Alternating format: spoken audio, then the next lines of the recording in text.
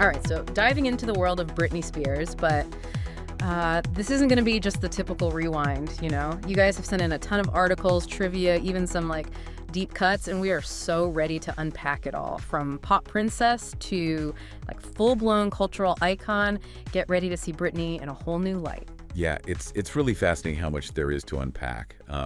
You've given us this stuff to really dive into how her career kind of bumped up against the whole evolution of pop music. We're talking late 90s, right? So it's like MTV was king. The internet was just finding its feet. It was a wild time for someone like Britney to just explode onto the scene. And talk about perfect timing.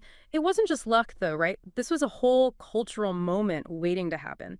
One of the sources even said her first single, you know it, Baby One More Time, it sold over 10 million copies. That's not just like success, that's changing the game completely. And we can't forget that music video. I mean, the whole schoolgirl thing, the dancing, Right. it definitely started a conversation, Yeah. right, about being innocent but also kind of rebellious, Yeah. especially for girls at the time. It wasn't just catchy. It was tapping into something bigger that was already out there. It's a wild, right? And speaking of which, I read somewhere that the music video almost got totally scrapped. Imagine that world, like pop culture, without that iconic look. What do you think? What made music videos back then so powerful? Well, MTV was like this nonstop visual explosion, right? Images and sounds everywhere all the time. It wasn't enough to just have the song anymore. You had to have a whole visual story that grabbed people.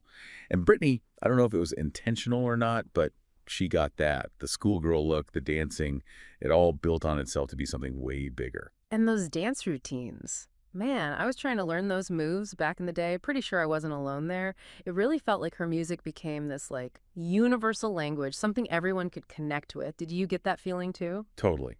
One of the sources called it a shared language for a generation. But it was more than just the music, wasn't it? Her style, the crop tops, those low-rise jeans that just screamed late 90s. It's interesting how those things all get linked together, you know? Like she wasn't just singing, she was creating a whole look, a whole vibe.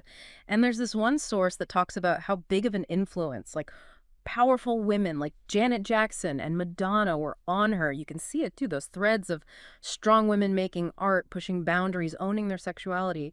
It's a clear connection. Yeah, the powerful line to be part of. Mm. These women, they weren't just making music. They were going up against what people expected and changing the whole pop music world because of it. And it's important to remember, the 90s, they weren't always a smooth ride. For Britney or for the music industry in general, this is where her story really starts to go in a new direction, you know, beyond just the music and into, new territory. You were saying how things weren't always easy. And yeah, you're right. One source really dug into all of Britney's later struggles, especially the whole conservatorship thing. It felt like the entire world was watching it all go down, trying to figure out what it all meant. It definitely became this turning point, not just for her, but for how we see fame, you know, and all the complicated stuff that comes with it. I mean, here's someone who was like the definition of a pop star for years. Yeah.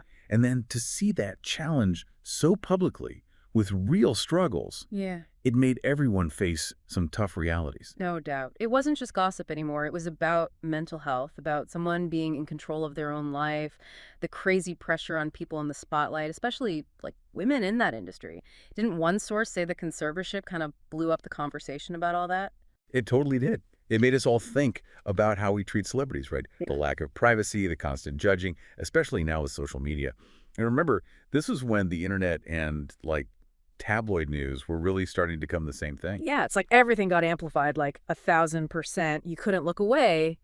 And one source made this point that as extreme as Britney's situation was, it showed the human cost of fame in a way we hadn't really dealt with before. Right. It forced us to look past the image, past the music, and see a real person there. It made us ask, what's our responsibility as fans, as people consuming all this media? Yeah. How do we balance being interested in celebrities with, you know, actually having empathy and respect? That's something we're still figuring out, and it makes you wonder how different things might have been if social media had been around back in the 90s. But hey, let's lighten the mood for a sec, because in the middle of all this serious stuff, there's some seriously awesome trivia we got to get to. Ready for this? Britney Spears was on the Mickey Mouse Club. Oh, totally. Talk about a launching pad, right? I mean, Justin Timberlake, Christina Aguilera. The amount of talent on that show was mind-blowing. It makes you think about how those early days shaped everything that came after. It's like a pop culture time capsule. Okay, get this. The Baby One More Time Video almost didn't happen.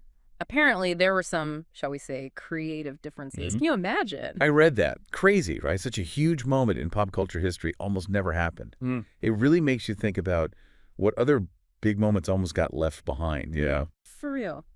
Okay, one last bit of trivia. Her signature breathy singing style. Totally inspired by Janet Jackson. Oh, for sure. You can hear it. It shows how much artists, even the huge ones, are inspired by each other, building on what came before. It reminds us that they were all fans once, too. Makes you think about the music differently when you know where it came from, you know? And talk about inspiration. The Toxic music video. Did you know Wade Robson choreographed that? Yeah. He's a legend, right?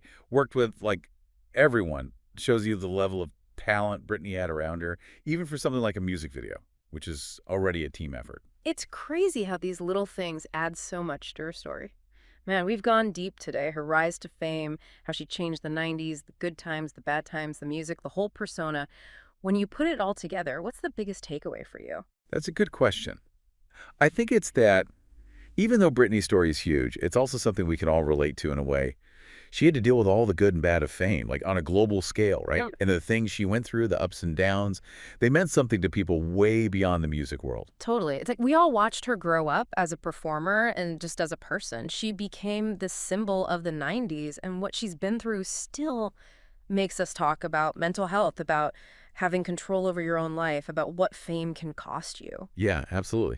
It makes you think, when we're all into some pop culture thing, how can we be into it in a way that sees both the art and the human being behind it? Finding that balance, right? Loving the music, the talent, but remembering there's a real person living their life behind the scenes. So from teen idol to like this massive cultural figure, Britney Spears' story shows you how powerful music can be, how complicated fame is, and how important it is to be kind, especially in a world obsessed with celebrities. It's a story that's still going, and it reminds us that the best stories are the ones you can't really put in a box.